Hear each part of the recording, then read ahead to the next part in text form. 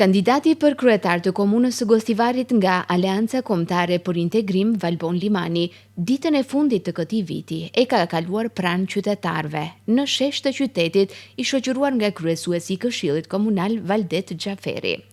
Gjatë këtij aktiviteti, Limani ka shfrytzuar rastin për të prezantuar pjesë nga programi i tij zgjedhor,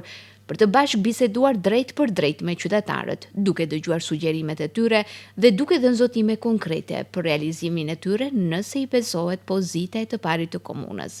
Në prag të orëve të fundit të ndërimit të moteve, ai ka uruar qytetarët për një vit të mbar, ku shëndeti dhe suksesi do të jenë kryefjalë të çdo dite.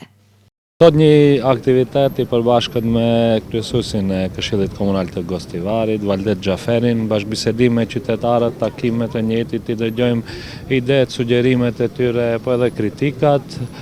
Dita e fundit e këtij viti, shfrytëzoj rastin të dërgoj edhe mesazh,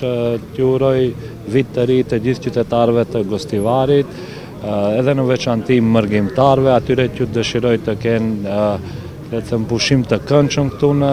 vendlindje, ndërsa qytetarëve në përgjithësi që dëshiroj para se gjitha shumë sukses, në fakt shumë shëndet, shumë suksese të kenë dhe të kemi një vit të mbar në vitin që vjen, në vitin 2026.